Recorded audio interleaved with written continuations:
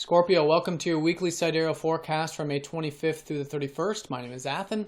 So we have an important week. We're coming into the third quarter phase and ending it in the gibbous phase. So the energies are high. And a lot of this activity in your 7th house this week with the stellium, this three-way conjunction, and they're going to be going off and on conjunction here in your 7th house. And while that's happening, they're squaring up to up to Neptune here in your 4th house. So this, for many years, it's been very important for you to trust and flow with things relating to home and family, your roots, the emotional side of life, connecting to spirit or, God or the universe, however you see that, in the emotional sphere of things, in your anchor, in your emotional anchor, but it's connecting to all that is in the present moment. So that presence, that compassion, that heart-centeredness, that you have been working with in the emotional side of life, it's very important you bring that into the relationship side of things this week, because there's a lot of shifting, like I said, and then there's also this square all week from Monday. Mars will be squaring up to Neptune, Mercury for the second half of the week, and then it ends with the Sun squaring up to Neptune on Saturday and Sunday. So lots of this importance, and that's exactly what we want to do with the squares. It can be very constructive, very beneficial to the one-on-one relationships. This is all relationships, of course. When you're trusting, flowing, and going with, again, the flow in that process and having that compassion in the one-on-one connections there. It's very present, it's the heart-centeredness, that presence, a lot like the Buddhic Christed teachings of compassion, centeredness, peacefulness, being in the present moment. So doing that as best as you can, and you'll find that supporting this all week. Now, in the early part, Monday and Tuesday, Venus will be squaring up to Uranus, and so while this is happening, there's this the kind of energy of change here. There's been a lot of changes with your fun enjoyments, your perspective on your fun enjoyment and passion in life, and even your self-expression has been changing. And so there's a newfound sense of freedom there from that, especially since March. And so that's great. And so all this enjoyment that perhaps you've been enjoying with the deeper side of things, with your one-on-one connections on that deeper level, there might be some of this sudden feeling like, because the square of Uranus, it can feel kind of like I want to say irritating, but it's not really irritating. It's just kind of like, like you're feeling like you want to make some sudden changes and some sudden moves, which is good. Just keep it grounded and don't make any sudden changes. And that's exactly how to work with this square of Uranus, which is, constructively working towards whatever freedom and freeing up energy is trying to come through in terms of your self-expression. But be conscious of it, especially with your 5th house. See what you're saying, what you're expressing, because it's important you express who you really are, but at the same time, especially involving relationships, and mostly your relationships, just keep everything nice and balanced there. Now, your ruler, Mars, is going to be squaring up to that Neptune, this whole early part of the week. So I want to say this early part, Monday and Tuesday in particular, it's very important to, again, have this trust and flow in what you're involved with. I just want to emphasize that Monday and Tuesday for you.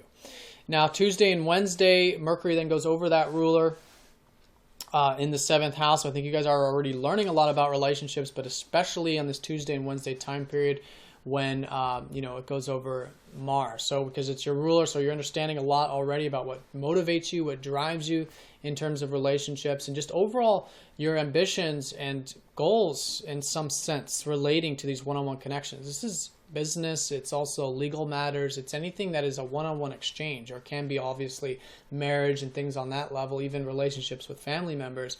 So everything one-on-one, it's going through this reflection process. And now going over Mars here Tuesday and Wednesday, it's your ambitions, what motivates you about it, maybe even redoing and rethinking some of the things relating to your routine as well, with Mars ruling your 6th house. So that's going to be Tuesday and Wednesday in particular. As you can see all week, a lot of this reflecting, reviewing, and flowing with Neptune. Now, Wednesday and Thursday, Venus trines up to Chiron. So there is some healing, actually, very supportive. I think you'll just feel really revived and regenerated with whatever this, connecting to the deeper side of your relationships is, especially even spiritual side of things too, because Venus rules your 12th. There's always this spiritual connotation to your relationships. So all of that, I think healing, especially around that Wednesday and Thursday time period, which is nice, very supportive there. Now, Wednesday through Saturday, the whole second half of the week, Mercury is squaring up to that Neptune because he's moving very, very slowly in that 7th. So again, it's like bringing in, another thing you want to do is bring in the emotional side of life into your relationships and just work with and balance maybe the domestic side of things with your one-on-one connections the best that you can. So that's going to be the emphasis, especially with Mercury too. I want to say that Mercury is the planet that likes to know all the details and the practical, rational side of things. So it's very important when he squares up to Neptune this whole second half that there is that presence. We turn down the mental volume, the mental noise the best that we can, and it'll be through that we'll have more understanding. Because if we try to figure things out in this sense involving one-on-one connections or 7th house matters, even domestic side of things, then it'll be kind of unknown. And this is a lot of areas of your life too. I mean, it's in the realm of relationships, but it's also involving your work. So the sun rules your 10th house. It's involving your groups and friends or community related things. It's involving your routine. All these rulers here in your 7th house. So Mercury, Neptune, trust and listen to the intuition. It mostly will certainly be assisting you, especially with the day-to-day activities. Now, that's going to be that whole second half of the week. Then over the weekend, the sun will be conjuncting over that Mercury. Okay, so Mercury goes over the sun here. This is about thinking about your self-expression, thinking about what motivates you, what drives you about relationships, and also perhaps reworking the career side of things or the work side of things. So it's a good weekend for if you've been thinking about restructuring something in that public or career or legacy big picture level. Certainly a weekend to do that, but again, by learning to flow with it, with that Neptune, again, it's super emphasized. But you'll find all of that reworking very supportive towards your life path because that conjunction is going to be trining up to the North Node all weekend.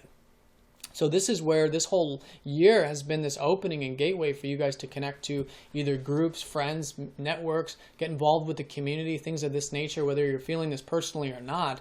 That's the North Node, and so it's it's not a personal planet, but there's certainly openings and gateways. If you look, they're there. So putting in energy into, I think, spending time with friends, I think maybe getting involved with the community and things like that, I think is going to be very supportive for you, and I think it'll be supporting a lot of the shifting that's taking place with the relationship side of things, as you can see. So all in all, Scorpio, I think a lot of this, can be very powerful, can be very, deep and very real and very positive in the sense that when you're coming from compassion, you're coming from that heart-centeredness and that presence, you're constructively working with the relationship side of things, and it can certainly benefit all relationships in your life because that's exactly what Neptune is saying right now for all of us in a different area. But for all of us, if we trust, we flow, and we're willing to bring in those higher spiritual elements into that particular area of our life, then it's going to be supporting that and really helping it flourish and thrive. So that's the overall energy of the week. If you guys have any questions, please let me know. If you're new to this form of astrology, do check out masteringthezodiac.com, or if you'd like a personal session, and I will see you all next time. Take care.